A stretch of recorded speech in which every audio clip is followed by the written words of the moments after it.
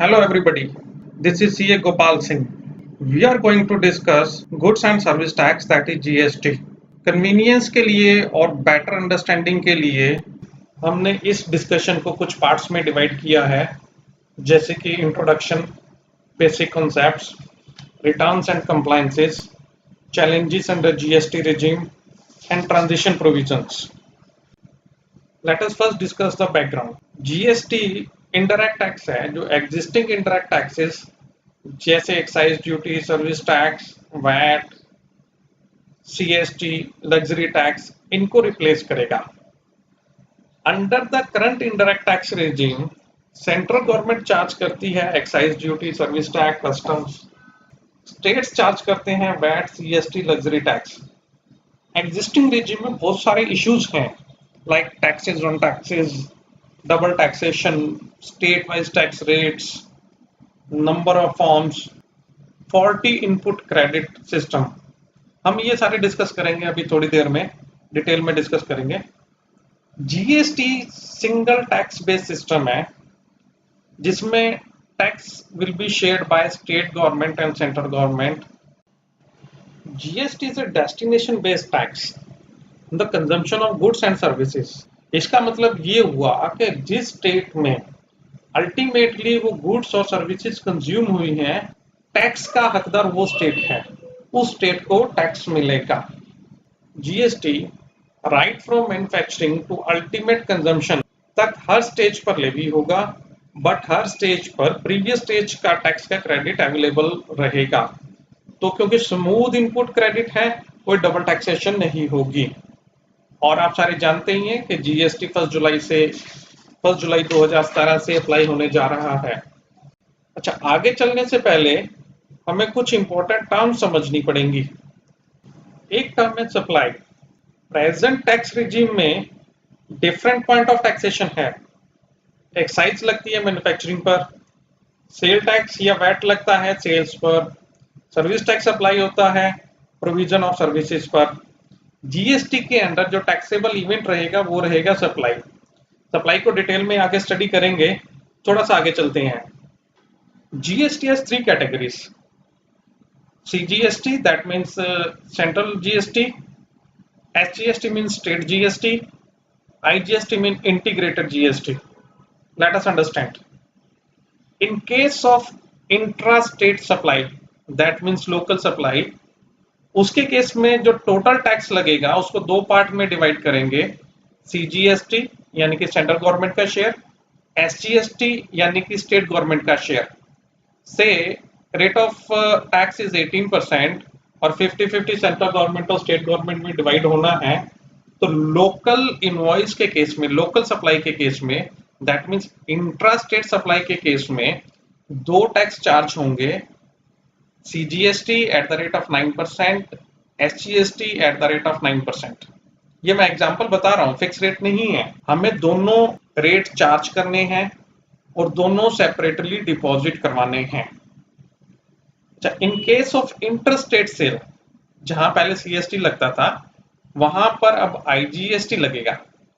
IGST consolidated tax लगेगा. से अगर 18% टैक्स है, आप इंटरस्टेट सेल करते हो या करंट लैंग्वेज में सेंट्रल सेल करते हो, तो उस पर 18% IGST आपको चार्ज करना पड़ेगा, जो later on government back and पर सेंट्रल गवर्नमेंट अपना शेयर रखेगी और स्टेट को उसका शेयर देगी. कौन से स्टेट को देगी? जहां पर वो गुड्स और सर्विसेज सप्लाई हुए हैं. राइट, इसको डिटेल में आगे समझेंगे. इन case of import, custom duty charge होती है, उसके साथ एग्जिस्टिंग स्ट्रक्चर में सीबीडी और एसएडी दोनों चार्ज होते हैं.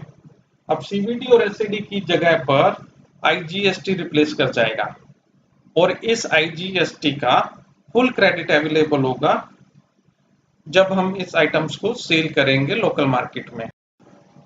आइए अब देखते हैं सीजीएसटी कौन कौन से टैक्सेस को रिप्लेस करेगा. CGST excise duty, service tax, SAD surcharges, सेसेस, CVD, medicinal excise, जो सेंट्रल गवर्नमेंट आज की डेट में चार्ज कर रही है, इन सबको रिप्लेस करेगा. लाइकवाइज एसजीएसटी जिन टैक्सेस को रिप्लेस करेगा जो स्टेट गवर्नमेंट्स चार्ज करते थे, उसमें वैट और sale tax, entry tax, octroi, purchase tax, taxes on lottery, luxury tax, entertainment tax cover होंगे। आइए अब देखते हैं कि कौन कौन से टैक्सेस कंटिन्यू रहेंगे। उनमें सबसे पहला है basic custom duty, then excise on liquor, third is property tax, fourth is stamp duty and fifth is electricity tax. ये सारे टैक्सेस कंटिन्यू रहेंगे एज इट इज। कुछ प्रोडक्ट्स पर जीएसटी अप्लाई नहीं होगा। पेट्रोलियम क्रूड, मोटर स्पिरिट यानी कि petrol, high speed diesel, natural gas, aviation turbine fuel जो एरोप्लेन्स के लिए यूज होता है, लिक्कर। लिक्कर को छोड़कर गवर्नमेंट की प्लानिंग है कि कुछ टाइम बाद पेट्रोलियम प्रोडक्ट जो है और नेचुरल गैस वो अल्टीमेटली जीएसटी की प्रीव्यू में आ जाए। जीएसटी के बेनिफिट्स क्या क्या हैं? बहुत इंपॉर्टेंट क्वेश्चन, और इसका आंसर भी सिंपल है। जो आज के टैक्स रिजिम के शॉर्टकमिंग्स हैं वो जीएसटी के बेनिफिट्स हैं। कैसे? आज की डेट में हमें मल्टीपल टैक्सेस से डील करना पड़ता है, मल्टीपल टैक्स डिपार्टमेंट से डील करना पड़ता है। जीएसटी में हमें एक टैक्स और एक ही डिपार्टमेंट से डील करना पड़ेगा। कैस्केडिंग यानी कि टैक्स और टैक्स की प्रॉब्लम एग्जिस्टिंग स्ट्रक्चर में बहुत है। फॉर एग्जांपल, एक्साइज पर हमें वैट देना पड़ता है।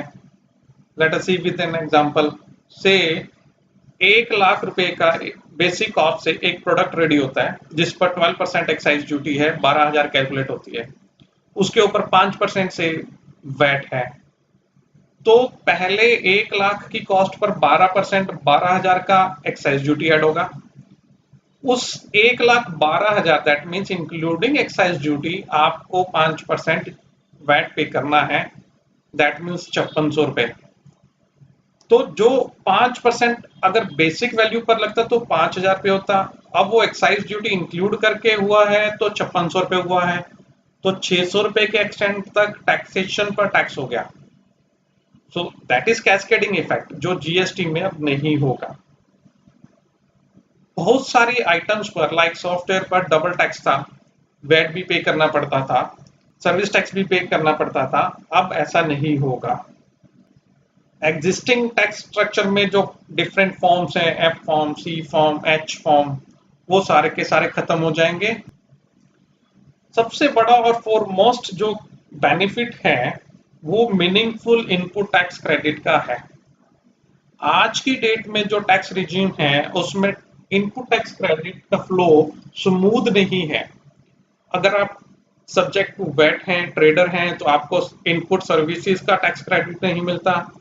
अगर आप सर्विसेज में हैं तो आपको वैट का क्रेडिट नहीं मिलता। इवन विद इन सर्विसेज ही आपको सारी सर्विसेज का इनपुट टैक्स क्रेडिट नहीं मिलता। तो स्मूथ और कंप्लीट क्रेडिट फ्लो नहीं है, जिसके कारण हमारी प्रोडक्ट की या सर्विसेज की कॉस्ट हायर साइड पर रहती है। जीएसटी के अंदर टैक्स क्रेडिट का फ्लो जो है वो स्मूथ रहेगा। आप चाहे गुड्स में डील कर रहे हैं या सर्विसेज में डील कर रहे हैं, आपको टैक्स क्रेडिट दोनों का अवेलेबल रहेगा। तो इससे आपकी जो इफेक्टिव कॉस्ट है वो बहुत कम होगी। और एक इसका जो सबसे बड़ा बेनिफिट है कि everything is going to be online. Eventually आपको डिपार्टमेंट पीपल से डील नहीं करना, उनकी इन्वॉल्वमेंट बहुत कम रहेगी। अब जब सब कुछ ऑनलाइन है, आगे हम सारा डिस्कस करेंगे, आपके रिटर्न्स में बहुत डिटेल्ड इंफॉर्मेशन जाएंगी। वर्चुअली आपको हर एक single invoice with itemised detail upload करना है। गवर्नमेंट का 360 डिग्री व्यू रहेगा। सेल और परचेज अकाउंटिंग का 70 to 80% पार्ट रहता है जो आप हर महीने गवर्नमेंट की साइट पर अपलोड करेंगे। तो आपकी 70-80% अकाउंटिंग तो वैसे ही गवर्नमेंट के पास चले गई, इन्वेंट्री की भी सारी रिकॉर्ड उनके पास चले गया मंथली बेस पर। तो इस तरह से ब्लैक मनी का जो सर्कुलेशन है उस पर भी नकेल कसेगी। एक और जो मेजर बेनिफिट है जीएसटी का वो ये है कि ऑल ओवर इंडिया प्रैक्टिकली एक प्रोडक्ट का एक ही टैक्स रेट रहेगा। आज की डेट में 29 स्टेट्स हैं और एक प्रोडक्ट के 29 रेट मिलेंगे आपको। इसके चक्कर में हम डिफरेंट स्टेट्स में ब्रांचेस ओपन करते हैं, मैन्युफैक्चरिंग ओपन करते हैं, कि कोई स्टेज एडवांटेज पर रहती है, कोई स्टेज डिसएडवांटेज पर रहती है।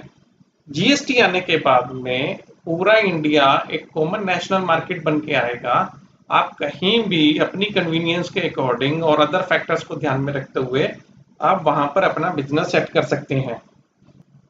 लास्टली जीएसटी रेट्स ऑलमोस्ट हर आइटम पर आ चुके हैं। 0% से लेकर 28% के रेट्स हैं। 0%, 3%, 5%, 12%, 18%, 28%, कुछ एडिशनल टैक्सेस भी हैं। With this, I conclude this part of presentation. Thank you very much for your patience hearing. Thanks a lot.